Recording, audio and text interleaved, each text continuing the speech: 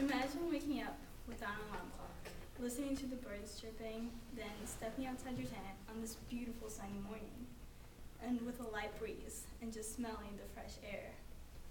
Doesn't it sound so peaceful and relaxing?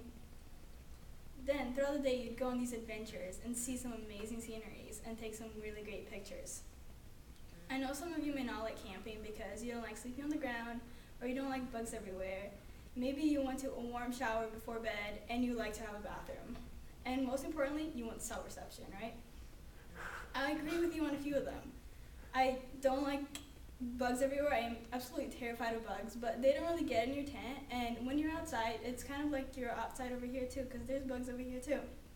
And I cannot live without cell reception, but last time I went camping, I didn't have it, and I was surprisingly okay with it because I was just having so much fun with my friends.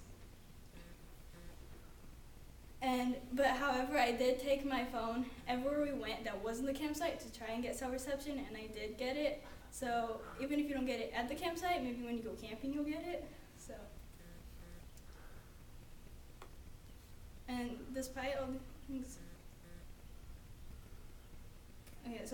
things, everyone should go camping at least once because it's inexpensive. You get to reconnect with friends and family. It's a great way to have fun and exercise. You can learn outdoor skills, and it's a good way to relax. So first, it's inexpensive. If you have a budget but still want to spend a weekend away, camping is perfect. You can find campsites for as low as $12 or even free. And camping gear these days are pretty cheap and can be bought pretty much anywhere too. Also, once you're settled into the campsite, there's no need to worry about purchasing more food, filling up the car with gas, buying souvenirs, or paying for tourist excursions. Especially if you want going to a publicly owned campground, it will be cheaper than a privately owned campground. And a tip from frisky.com was ask around your friends and family probably have camping gear, and if not, you can just rent them. Last time I went camping for 3 days, and I spent $30, which is less than I spent just visiting one day in LA. The second, you get to reconnect with your friends. Sitting by the fire and relaxing is a great way to bond because there's no distractions from our everyday life. According to ActiveNetwork.com, 70% of camping trips are taken with friends, which shows the social aspect of camping.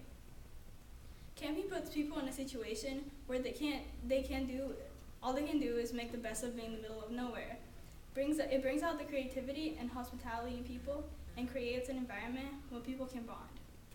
Another great way to bond is stargazing. Being out so far from the city and all the lights, you can see so many stars at night, and it's so pretty. One of the things me and my friends did, we went out to the middle of the street and we took these pictures with the stars in the background, and one of them we even caught a shooting star, which was pretty cool. And even though it was the middle of the desert and it was freezing because it was about 1 o'clock in the morning, we still had so much fun, and I actually wasn't even that cold because we were just having so much fun. Another thing that the frisky.com says, it's a tip for a better stargazing experience. Try camping next to a large body of water or an open field. You'll see way more sky that way. So third is exercise. If your workout is getting boring, then take a camping trip. By camping, you're doing different exercises that don't include running around your neighborhood and seeing the same thing over and over again. You can go hiking, canoeing, swimming, maybe play a game with your friends, biking, or cave dwelling, depending on where you go camping. So last time I went camping, I went cave dwelling, and I had never been into a cave before, and I was just expecting these huge holes in the side of the mountain, but they turned out to be quite different looking from the outside. One of them was this huge hole in the wall, but there was a little canyon you had to go in before you got to this huge hole. And then others, as the middle picture, just looked like a crack on the wall, but it was actually a cave. And when you're doing these activities, you're not paying attention to how much you're working out because you're just so interested in everything and you're just having so much fun that you don't see how much you've walked. But you'll definitely feel it the next day when you're getting up hurts because your legs are so sore. Here's a video of the cave.